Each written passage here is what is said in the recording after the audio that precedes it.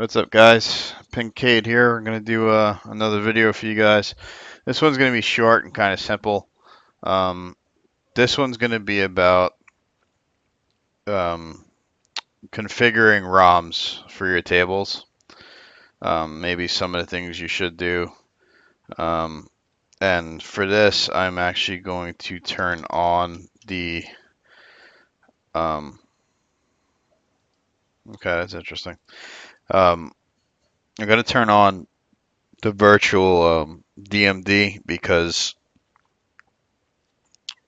I have a real DMD, like you've probably heard me say 100 times, and you're not going to be able to see that. There's no way for me to display that to you guys. So what I am going to do is I have to adjust this through the backlash really quick and just restart it. All right, there it goes. Okay, so the good thing about this is that since it's turned, you guys should be able to see it. So this is I believe this is a Williams table. Yeah, it is a Williams table. So throughout the decades, the ROMs kind of change. I don't remember all the names of them, to be honest with you. I didn't really get that geeky with it. I know there's like a System 7 one from I think Bally or something, and there's the Williams ones, there's the Stern ones, which was like White Star, and there's the obviously the Sam one from Stern, which is the more up current one, but it's not the current one anymore, but for the last 5 years, it was still in production. So they all have these different names, and some of them work differently than others, but pretty much um, you'll get the gist of how to work with these things. So the Williams ones, and a lot of them, you may or may not have to simulate opening the coin door to get to the operator buttons that would be on a real machine. So if it asks, I believe it's the end button. Yeah. So if you hit the end button, I just close the door, and if I hit the end button again, it says the coin door is open, and it gives me a warning. Um, if the coin door is not open, you won't be able to start the configuration of the ROM. For example, I just closed it, and I hit the button that would start the configuration of the ROM, and as you'd see, it says open coin door to use to use buttons, which is pretty funny that the physically on a machine, right? That the coin door is the buttons are behind the coin door. I don't have the coin door open, but I'm hitting the button and it's telling me you need to open. I don't know if anybody is catching how weird that is, but anyway, so I'm gonna open the door, and if I hit the 7 key, it makes me look stupid. Okay, so in this case, it is the 0 key. Um, so for this particular ROM system, right, it's the 0 key when the door is open. Uh, 0 key also is going to help me step through it. So bookkeeping, that is just analytics, right? How many free games has it given it out? How many extra balls has it given out? How much money has the machine made? All that statistical stuff that an operator would want to know if they're really, really keeping track of, what machines are making what, and if people are getting too much game time out of, whatever they're charging for the machine. I think it's crazy. I mean, if I were an operator of an arcade, I'd probably only be looking at this from a point of view of, how many people are playing the machine. Because if nobody's playing the machine, I'm obviously going to know by how much is in a coin catch, but whatever. Anyway, 0, we'll step through it. So I'm in bookkeeping. I really don't ever look at bookkeeping, right? It's a virtual machine. Who gives a shit, right? Main audits. Once again, it's audits of getting information, extracting information from the system of what it's stats are. If I push 0 again, it's, oh, sorry, I ended up going into bookkeeping. Sorry about that. So, um, so 8 and 9 steps through it, 7 backs out, and 0 selects it, and 0 also starts it. So going back, right, I'm gonna hit 9. Printouts, I don't really know what that does, to be honest with you. Tests, that would be once again another physical thing where it's testing all the bulbs and maybe the solenoids and stuff, and just letting you know like diagnostic information, so that if you were trying to fix a problem or whatever, you might know if you have an issue or see that you have an issue.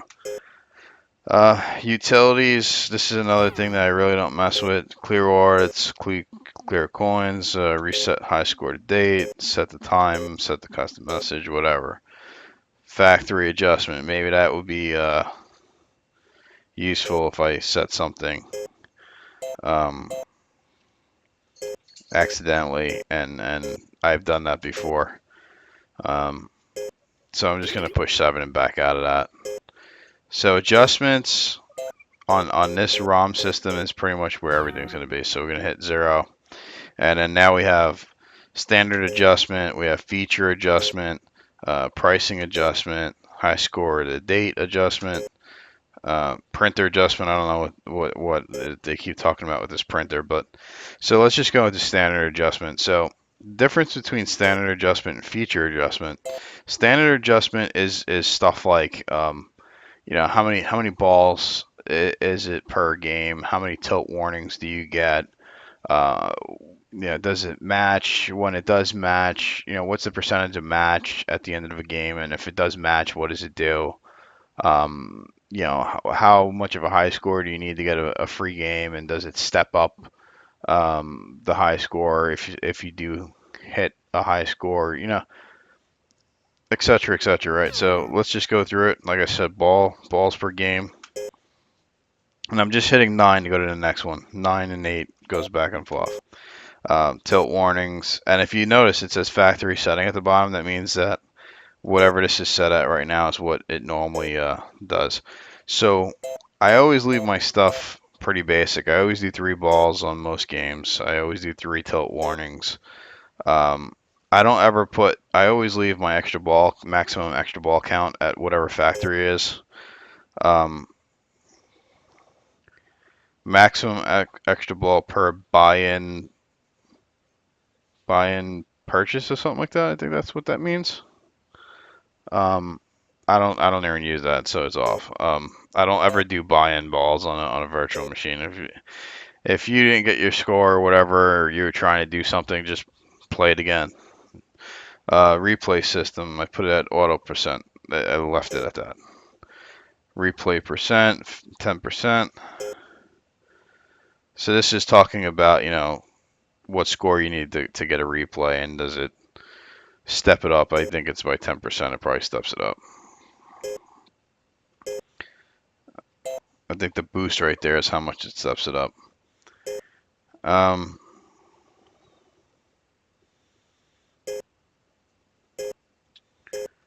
Okay, here we go. Match award is a credit. Extra ball ticket, I don't know. I don't mess with. So this is one thing I turn off, is the match feature.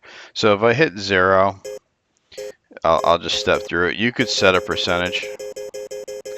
And this is basically that thing that it does after your game is over, that it'll take like usually the last 2 digits of your score and do some kind of like amusing animation, and then let you know if you matched or not. The higher the percentage you put here, the more you're going to match. Usually you only could go as high as 50%, I've found. This one actually does 1%, but there's ones that you'll see that actually have 0%. And it was kind of at first I was just like, what the hell? Why would I want a 0% match rate? And basically what it does is it will never match, but it'll allow the match animation stuff to happen, which is kind of really slick from an operator perspective in a real public pay-to-play type system because I could sit there and watch that thing and be like, okay, I don't want to push start because I don't want to interrupt this animation because I might potentially win a game, right? So I sit there and I watch it and I go, shit, I didn't get a free game, right? So then I push start and I play a game. And then it gives you this false illusion when it's at 0% that you can possibly win a, match and get a free game, and it's never possible. And then there's just the offsetting, which is what I like, and if you hit zero, it'll set it. The reason why I like off is because I don't want to sit there and watch an animation thing on a free play system. Um, just show me the score at the end and just let me hit start and start the next one. Custom message, like I said, a lot of this stuff I leave on factory settings. Now, tournament play is what it is. It's exactly what it sounds like. However, it's a little weird. Basically, I think the way most tournament plays work, it's not like you playing against someone else in a tournament rule set or whatever. Basically, what it is you turn it on, you set like a high score to beat or something like that, and you set like a time of how long it takes, and you set all these parameters for the tournament, and then you leave the machine like that, and people try and achieve whatever it is that you set there, and then other people try and go after whoever is at the top. That's pretty much how I've seen most of them work. I really don't use them. Tournament play settings, I really don't even bother with it. But that's what it does. Because at first I thought it was more like a different feature that I'm going to go through in a minute. If this one has it, minimum volume override. What this does is, and I'll show you how to do this in a second. You can adjust the level of the volume of the ROM itself for music and sound effects and all that stuff. And game machine, pinball machine manufacturers for operators did not want them to have the ability to shut the sound of the machine completely off or make it so low that people couldn't hear it because they wanted those attracts to lure people in to play. And at the same time, if they're not luring people into play, the operator says the machine makes me no money, and then they don't want to buy another machine or don't want to buy another machine from that company, right? So they put this feature in that said, uh, minimum volume override no, right? That's factory setting, which means you can't turn it down. I think it's more than like 30% of the volume, right? You can't turn it down, I think, past 30%. So that makes the machine loud enough that people can hear it and maybe see the attract and get tempted to play. I put minimum override yes. And this really doesn't matter because um, I don't really use the attract modes. I usually shut them off if I can, just because I don't want my machine making noise when I have it sitting there doing nothing. Um, and also, sometimes some ROMs, when they're recorded for virtualization, some of them are really crackly or overly amplified and loud and stuff like that. So I sometimes you really do need to turn the ROM volume side of it down very low for that table to sound at the same level volume for every other table that you load. So so at first I would have tables that like you would go through Pinball X and you would select one table and the volume would sound perfectly fine, and then you'd select the next table and the volume would be so loud that like the walls would be shaking, right? And so I started putting that minimum override in there just in case I ever needed to, lower it past what they recommend the volume be. I don't use these GI power saver things. I don't have incandescent bulbs. I believe this is for something with bulbs, trying to maintain the life or whatever. It's a virtual machine. There's nothing power saving about it, right? Other than me doing stuff through Windows, but we're not going to get into that.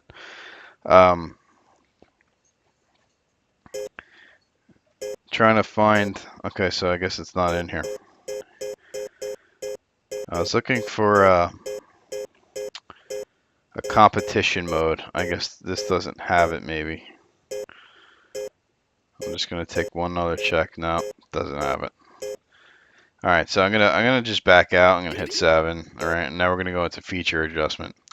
So feature adjustment, the difference between the other adjustment mode we were in, feature adjustment is actually related to this particular game itself, and not like the hardware per se of I don't want to say hardware. That's the wrong word. General gameplay settings. This is more specific to this game. So, do I want them to blink eyes? I don't think it matters. I think they do it anyway, to be honest with you. Um, Special percent 88%, extra ball percent 20. I left most of these things at buy extra ball. I always turn this off because it's really annoying. I don't have an extra ball button on my cabinet, and I have not configured my button. I have not taken like a button that I have and changed it or run to the keyboard to buy an extra ball. I just play another game, right? So I don't want to even asking that question. It's just annoying. So I shut that off. Um, Buying count, that's a track sounds. I leave it off. All right. Which is kind of funny that that's the factory settings, because it's like, all right, I don't want you turning the volume of the machine down, but yet by factory settings, I'm gonna not make the machine make noise to attract people. So that's kind of contradicting. Um, Starting day. So this is gonna go to some of the things, right? I could set this thing to start on Friday, and if anybody's familiar with this game, Friday. By the time you get to Fridays, when you start locking your multi-ball. Um, but this one's set to Monday. So let's just see what else I could do. Friday, Thursday. All right, so typical Monday through Friday selection. Um, weeks to lock. Weeks to lock 2. I don't know what that really fully means. I would have to adjust this, but oh, I guess what it's saying. And these are probably explained in like the manual of the machine, but I don't have that. I think what it's saying is I have it set to 0 weeks. So once I go through the first week, I don't have to go through additional weeks to lock the balls. I just lock 2 balls and then shoot the third one into Ted's mouth, and that starts multi-ball. And I think what this setting does is that I could set it that you have to go through 2 weeks.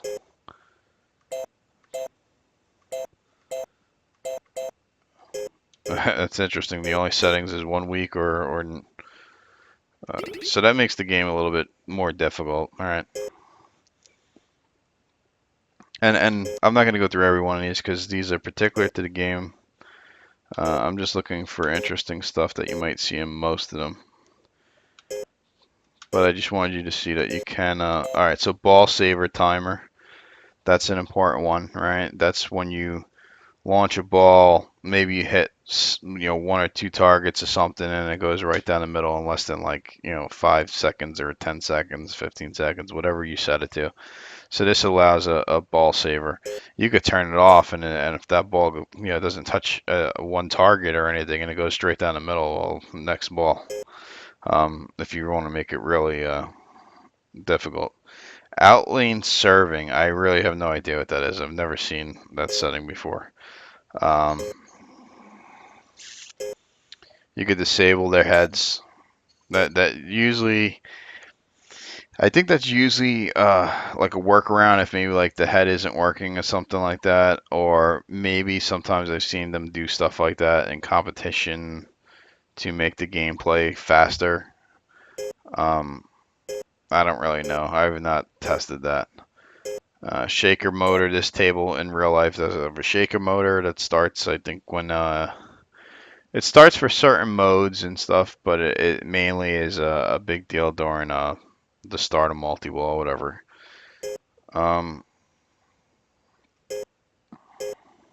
So that's all of their game-specific settings. So now the next thing is pricing adjustment. And this will, you could change the country and how much it is, and what kind of door type you're using, how many maximum credits you could put in there. This is the one setting that's very important. Free play. Use it. Why keep putting in coin like virtual coins? It's just obnoxious. Just push start. You know, there's nothing more annoying than you got four people at your house and you got to hit the button 17 times for four people to play. Meanwhile, it's a virtual edition of a table that you're not making any money off of anyway. So um, and this is like, how many ticks does it get for credit? This stuff gets really detailed. If you really want to make it like a real machine, I mean, this is where you set it up. But literally, I touch nothing. I find free play and I turn it on. I scored a date adjustment. I don't really mess with that either. So 7, 7 again, fully gets me out. Or you could just reset the table by hitting F3. But I'll just do 7 again. And there was something else I wanted to talk about. Oh, if you hit F1, let's say you're playing an older solid state where the backlash has the DMD. Most of the time, the positioning of those old school solid state DMDs are better than using like a real pin DMD. And sometimes like you can't tell, on the pin DMD what is what because like they're usually sorted out by what the backlash look like. For example, it might be 1, 2, 3, 4, and then to the right two more boxes. That one says how many credits, and then one says how many balls you're on. Um, that on a pin DMD doesn't always display very well. So you can say you can uncheck this, and it won't use your actual. Um, it won't display on a backlash and on your pin DMD. It'll shut your pin DMD off just for that game. I also like to put skip pinball startup test. I don't really know if that does anything, but I don't if I get skip any test, I'm good. Um, Ignore ROM CRC errors. That's very important to turn on. I would suggest that you turn that on um, through the registry so that it takes for every single game rather than doing it through this front end where it only takes per game. Um, and the reason for that is that ROM CRC errors may happen. It may have like a checksum, something stupid like we thought the checksum should have been this, and the checksum came out to that, so now I'm gonna spit out an error, but the ROM works, right? Who cares? I don't care what the checksum is, all right? As long as there's no malicious virus in it, I don't really care. And then here's cabinet mode, and if you're using this is the pin DMD from Sam, with the Sam crack in it. So you actually get like the colorized DMD stuff here. You may not see some of this stuff if you're using like an uncracked version of PinMame. But if you did my Sam tutorial so that you could play the Stern Sam tables, you'll have this settings, and you can basically adjust your virtual DMD here to actually display some of the stuff in color. It's not you only get usually like 4 shades. Um, but I figure I'd just mention it, right? So now, I wanted to talk about competition mode and some of the things um, with the ROMs. I'm just going to turn that ROM off, that DMD, I mean. So competition mode, what is competition mode? Competition mode is something that's really used in my league and sometimes in tournaments. Well, it should be mainly used in tournaments. And what it does is it takes a lot of the randomization out of the game. So for example, if a game has a mystery scoop shot and it's got these really like off the wall awards, like for example, one might be an extra ball, another one might be you know, let's just say 5 million points, and then something else is you got a a special for a free game or something, right? In competition mode, it'll take that randomization out of the game. It will go through a series of mystery shots that are always the same for every single player, meaning your first mystery shot awards you, a small set of points. Your second mystery shot awards you to 5 million points.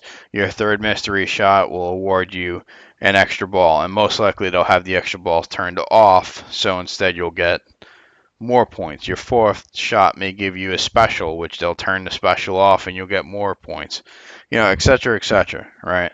And the reason why is so that there is no luck element to it, right? It's not like, oh, I shot the scoop and I was on ball. I was on the last ball of the game for everyone. I was behind the leader, and I shot a mystery shot and ended up getting, awarded a multi-ball out of nowhere in which I hit 6 jackpot shots and was able to clinch the lead.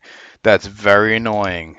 And competitive play to have something happen like that where you're like, that's bullshit because I shot that thing 7 times and I got shit every single time, and this guy shoots it once and gets a fucking major multi-ball, with massive jackpot opportunities and wipes the fucking floor with my score, and now I'm in jeopardy of being eliminated from the competition, right? That's an annoying thing, right? So that's what competition mode is. So that's the difference between tournament mode and competition mode in most cases, right? Now, that being said, what I've found is that competition mode doesn't always work on virtual machines. And what I've found is that I think it has to do with the fact that these guys are coding visual pinball to the switches of the actual ROM and coding, the visual pinball program to basically understand how to pull things or trigger things from the ROM. So when you activate features and stuff like that, there's got to be some kind of level of communication between visual pinball and this ROM. And for competition mode, I don't think that's usually ever done. I don't think anybody really cares, or I may be missing something. Maybe there's a functionality thing there that you can't do it. All I know is that I've turned competition mode on before, thought the machine played fine, and then started finding weird, very, very weird, strange behavior, crashing at certain points of games, scores not generating properly and stuff like that. And then I ended up finding out that through a lot of troubleshooting that all it was competition mode being turned on in the ROM. And once I turned it off, all that weird behavior stopped.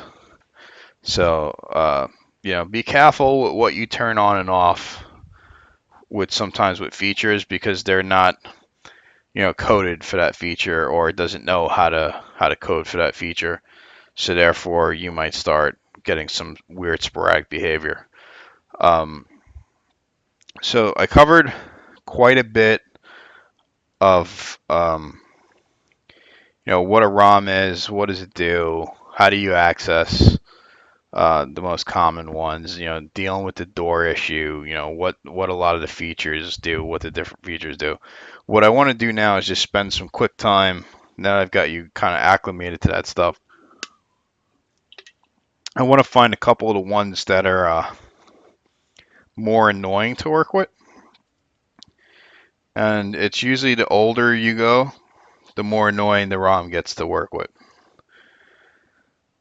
One that I know off the top of my head that drove me nuts when I first got it was this game right here, Dungeons and Dragons. Very cool, interesting game. However, getting the ROM to work, and this is if you press F2, sometimes you'll get information about the ROM system. Come on, stupid dog, get off the wire. Go play with your ball. Get out of here. back to this. If you look right here, it says Bally 6803 keys. This sometimes will point you towards the right direction of how you can access the ROM or how what button does what. Um, I don't even want to touch this ROM right now to even demonstrate how to get it to work because it is a nightmare every time I touch it, and I don't want to touch it. Right, so this one was one of the most hardest ones I've had trying to get it to work. And I'll tell you that the 6803 Bally ROM system, uh, whenever I downloaded a game, the first thing I did was figure out how to do a factory reset to it.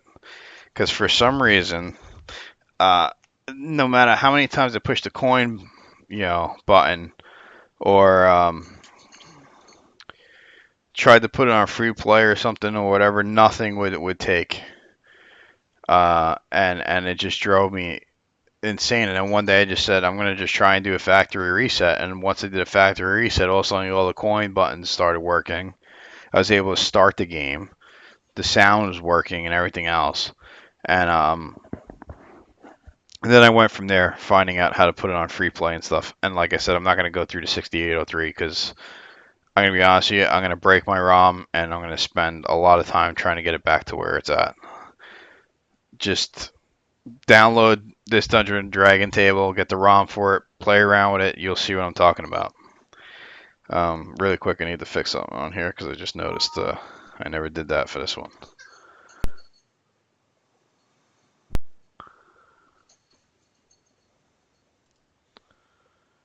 Is it gonna work still, or oh, there it goes.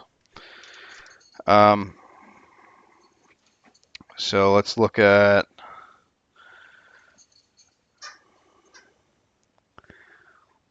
a more recent one. What the hell? Let's do AC/DC. This is off of the Stern Sam tables. This is much more modern. Awesome. My ROM crashed for absolutely no reason. Let's see if I can load it. Okay.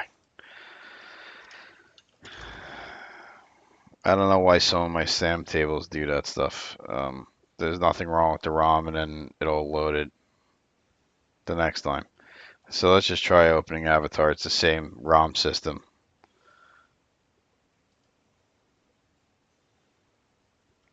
It's getting annoying.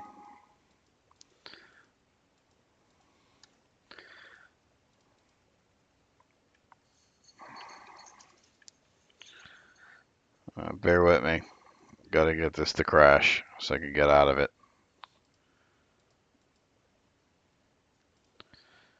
Let's try this again now.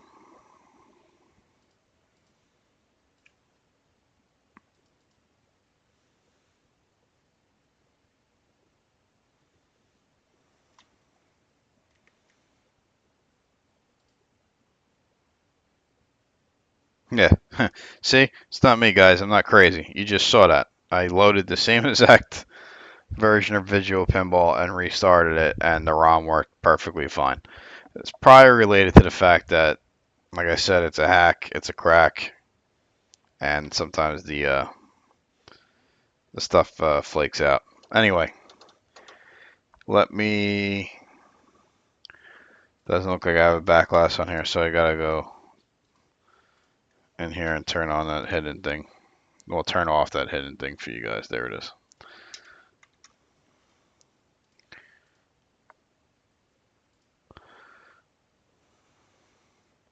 Fuck my life.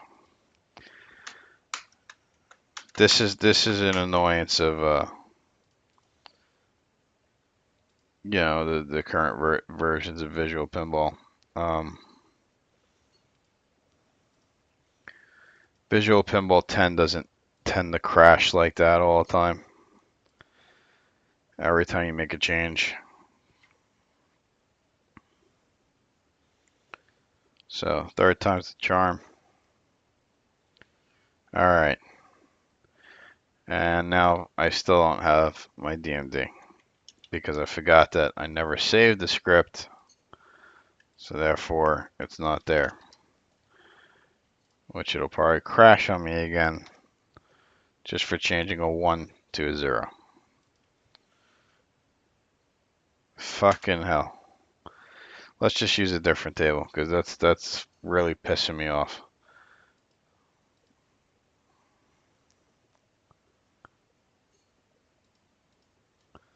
Let's go back to Avatar. Next one I try is Avengers. These are all SAM tables.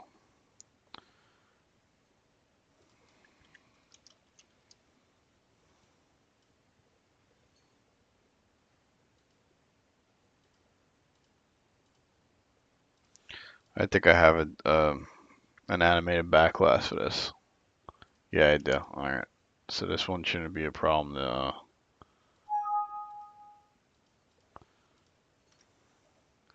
Hey, there we go. So let's see if we need to open and close a coin door. I'm hitting that button. It doesn't really care. I hit 7. Doesn't do nothing. 0 doesn't do nothing. 8, 9, 6, 5, 4.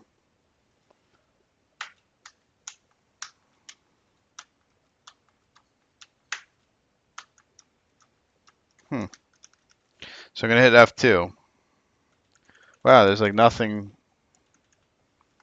I don't know, the batteries in my wireless. I'm just having complications all night here. Oh, okay. I wasn't clicked onto the table. That's what the problem was. Okay, so 0. 0 the same way. 8 and 9 doesn't do anything. 7 is backing it out. Okay. Alright, so this one's not caring about the coin door. And when you push 0, the only option here is service menu. Doing 8 or 9 does not step through it, and doing 7 will exit you out. Whoops. So I'm going to go 0. I'm going to go 0 again. And I don't know if you could really see that, but there's these different icons. This is definitely the Stern White Star system. I believe that's the name of it, White Star. Well, anyway, whatever it's called. There's a diagnostic, there's an auditing setting, there's an adjustment, there's a utility, and there's a tournament mode. Very similar to the Williams that was like, 10 years before this or whatever. If I do 0 here for adjustments, I get SPI, which really means standard adjustments, feature adjustments, which obviously means related to this game specifically, previous, quit, and help. All right, so let's go through standard adjustments really quick.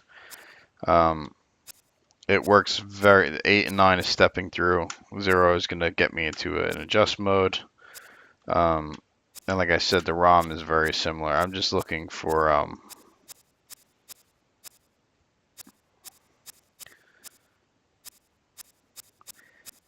competition mode.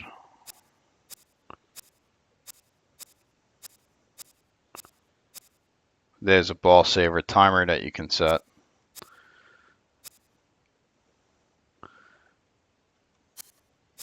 Like one of the features we're talking about, coin door, ball saver. What this does is that in real play, if you open the coin door and then you go to close it, sometimes it launches the ball or it drains the ball, whatever, and then you lose the ball. So this, if you set this to on, you don't have to worry about that. It'll give you the ball back. Flipper ball launch. This is probably one of those features that some people may want, and it probably will not work. I've never actually tried using it. Basically, what this does is it allows you just hit the, I think it's both flipper buttons at the same time, or maybe hold one and then hit the other button. You do one of those types of things, and it'll actually launch the ball for you using the automatic launch system that is usually used for like multi-ball firing. It's kind of like if you just don't want to be bothered with pulling the plunger all the time or pressing the launch button, you could just hit both flipper buttons and it just max blast the ball out there. So here we go, competition mode, and it's actually on. and I'm gonna hit the wrong button by accident, and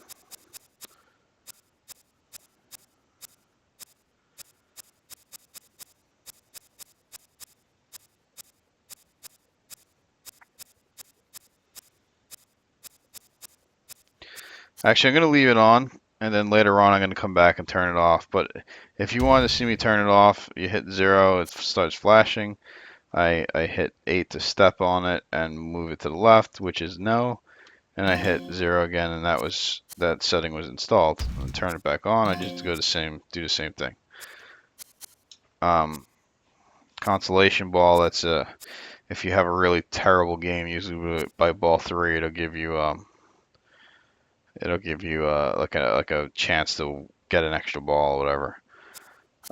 Team scoring, this is another feature sometimes you'll find where you can have like player 1 and 2 combine their scores against players 3 and 4. It's more for like a team tournament type thing. It's all right, but I mean you really don't need to do that to have the same kind of effect. I don't know. Player competition, I don't know what that means. Really don't. I don't understand what is competition mode and player competition mode, what the difference is. IDs, those are more for, I guess, someone trying to figure out where machines are or something. I have no idea.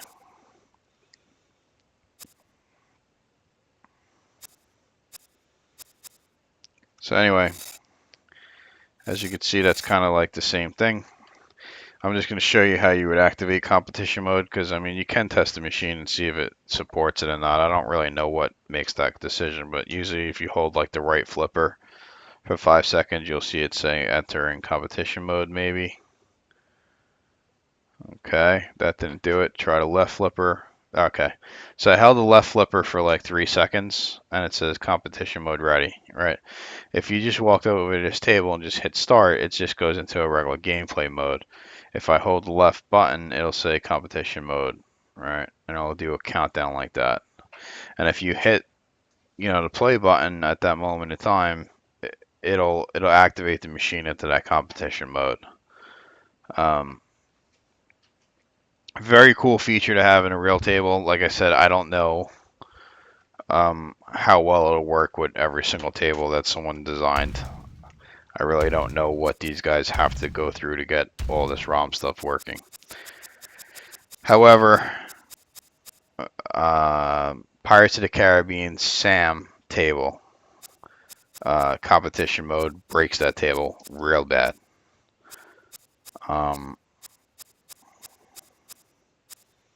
Trying to find. Okay, that's in there now. After 8, let me just fix my system here before I forget.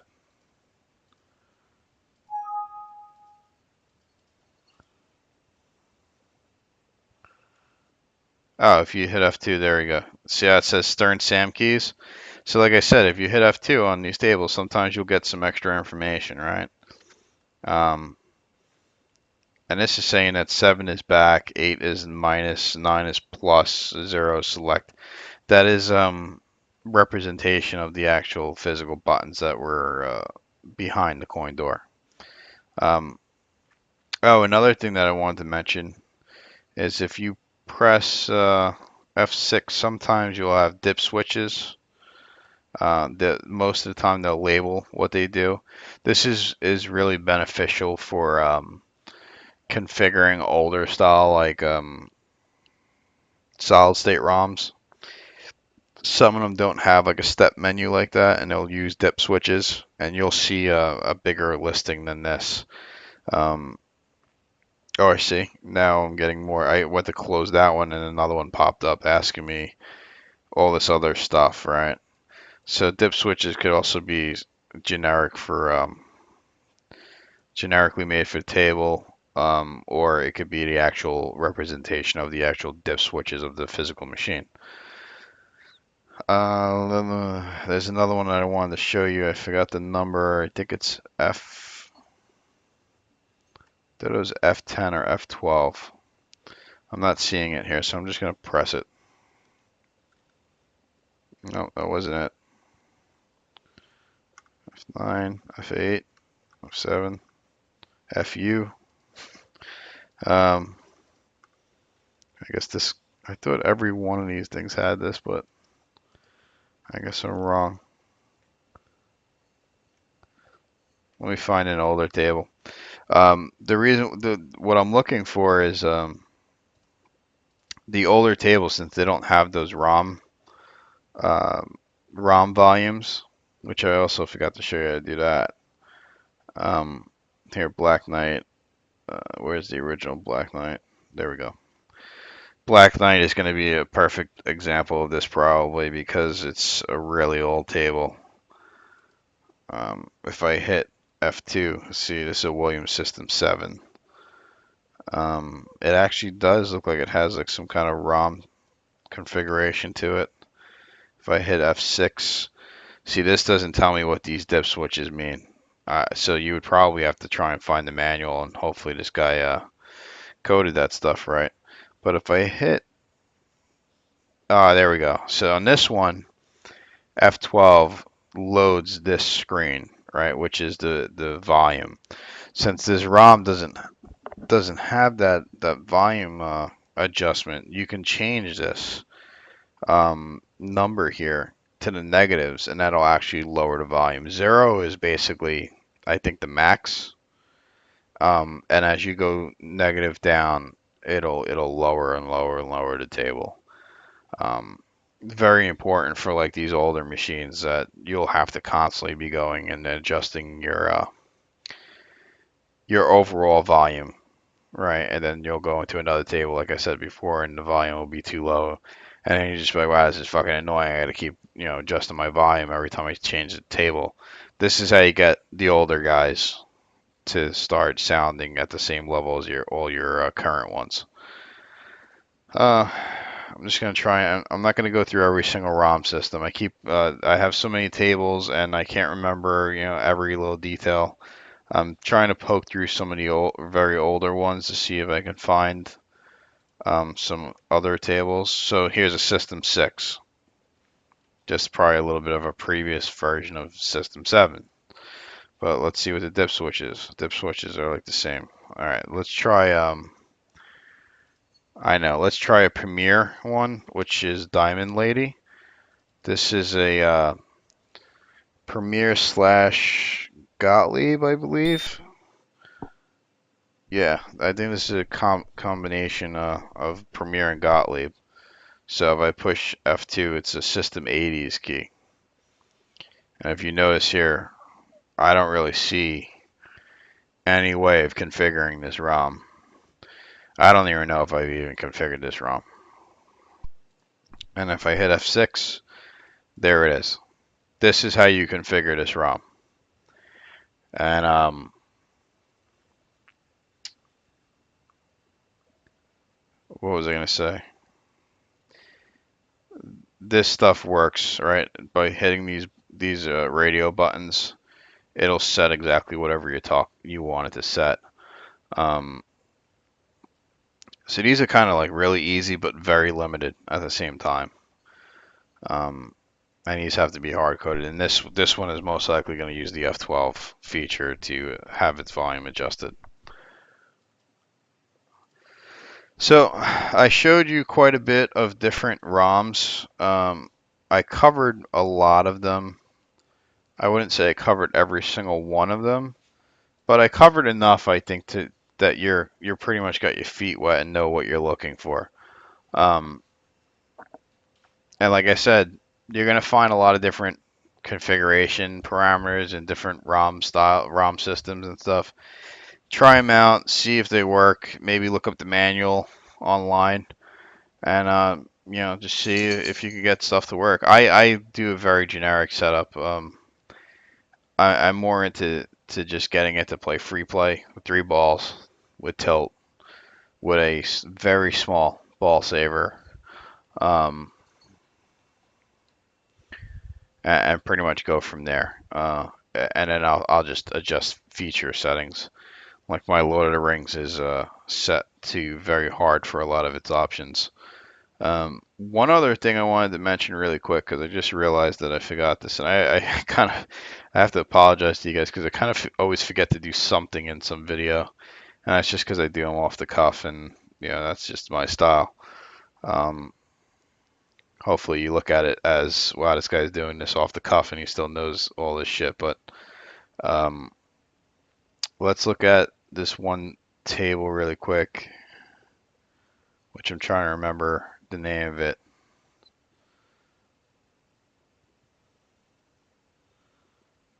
What the hell is the name of that table? I should probably start doing these tutorials earlier. Here it is, fast draw. Um, these tables are really old school EMs. They don't have ROMs. Well, actually, I think I might be lying because I think they configured this guy to use some kind of a ROM. Maybe I'm wrong. Yeah, maybe I'm wrong. I thought this guy was using a ROM though. I thought this guy was using Amazon Hunt. Let me, you know what? Fuck it. Let's just see. So F6, there you go. Yeah, it's using Amazon Hunt, but it uses this. This is a weird table. This is probably not a good example. But as you can see, that's an F6 style table there. What I'm going to pull up instead is let's pull up Abracadabra. I know this guy doesn't use a ROM at all. This is just a bells and bing bong type machine. And if I hit F2, it does nothing.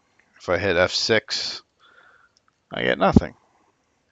So this table I just downloaded this table, guys, not a couple days ago. I'm still even tuning it, and nothing is doing anything for me. So let's try one last one. I think I'm gonna go to the hell's the name of that? Full.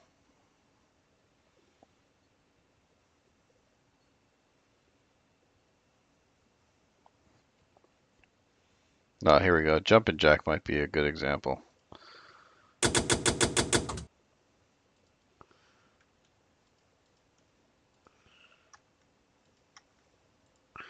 Yeah, so a lot of these really old Gottliebs, they don't have anything, and I think they go through the script.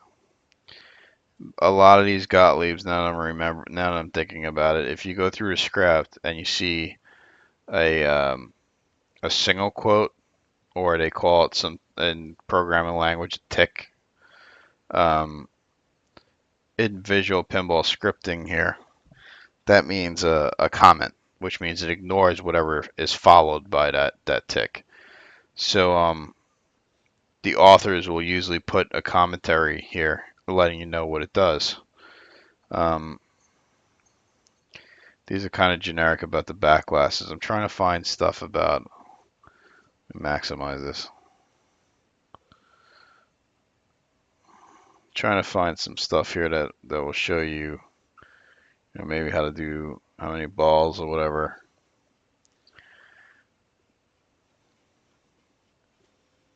This guy's not a good example. So let me find that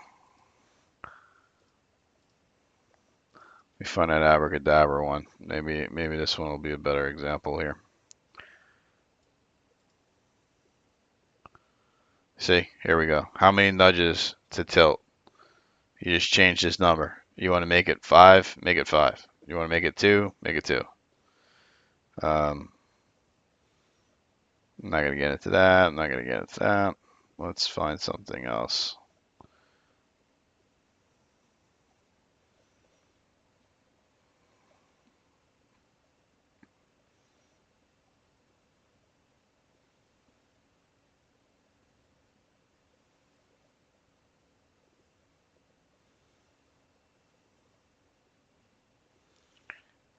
Usually,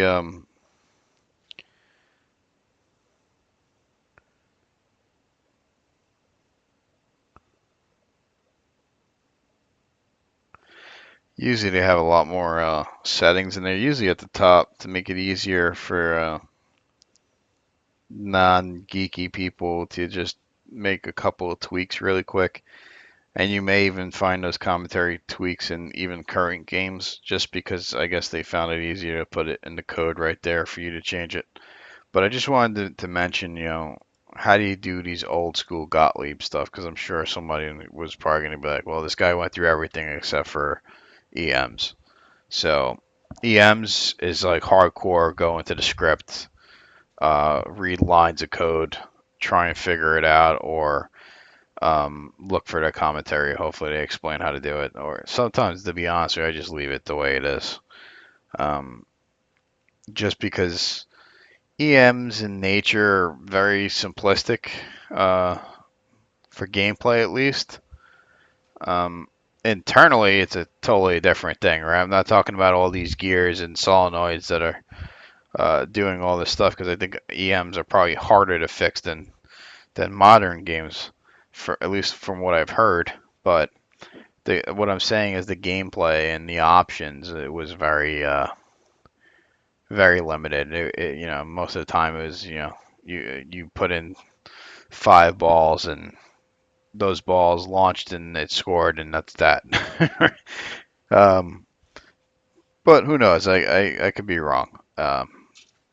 So I hope you guys got a lot out of that. I know I said I wanted to make a short video, but I think I underestimated how much stuff I was going to have to explain to make sure that you guys, understood the foundation before I went through all the rest of them. I kind of take for granted that I know how to work with so many of these systems, just from troubleshooting them and dealing with the hundreds of tables that I have. Um, so that's what I got for you guys tonight. I don't know if I'm going to make another video this week, because that's like 2 videos in one week. I probably just want to get some gameplay in now and maybe work on some other stuff that I got that is pending. Um, so, start tuning tables if you did the last video, and now you got to know how to adjust your ROM. So, start making your gameplay harder. Start taking away that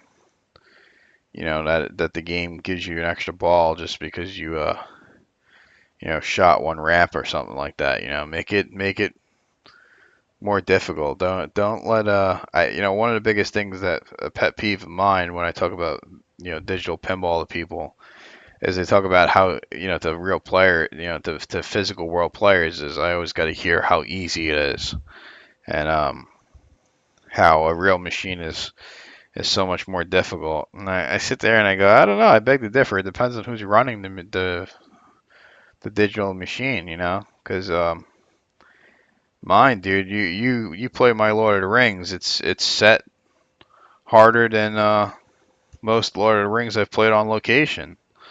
My keep letters don't stay. I have them that if you drain and you had 4 of them, when you get your next ball, you don't have 0. You have 0, right? And that lock is now gone. You have to relight all 4 of those to get that lock back. And also, if you're expecting to get like twin tower jackpots like very easily, no, you have to shoot them like pretty much one after the other to start building up that jackpot combo type thing, that on how that multi-ball works. So, and that's just an example of how you can make your gameplay a lot harder and challenge yourself. Don't always play on factory default. That drives me crazy when I talk to guys I know that have tables and everything is just left at factory, and I'm sitting there like, it's not fun, man. Like, it's not fun to sit there and make one shot and it activates multi-ball. Like, I like when I go on location and play machines that have been the rule sets have been kind of adjusted and well thought out, and I'm like, wow, that was harder than when I've played it previously, but it made the game different and much more fun. So, you know, that's some food for thought. Try and get you excited about tuning your ROM features. All right, guys. Until the next one. It might be a little bit for the next one. Um, But who knows? I might do the next one of maybe doing FizzMod configurations, FizzMod Flipper, FizzMod or Visual Pinball 10, because they're the same physics engine. Maybe how to tune those, because those are completely different than the VP9 ones that I did the other day. So have a good one, guys. Take it easy.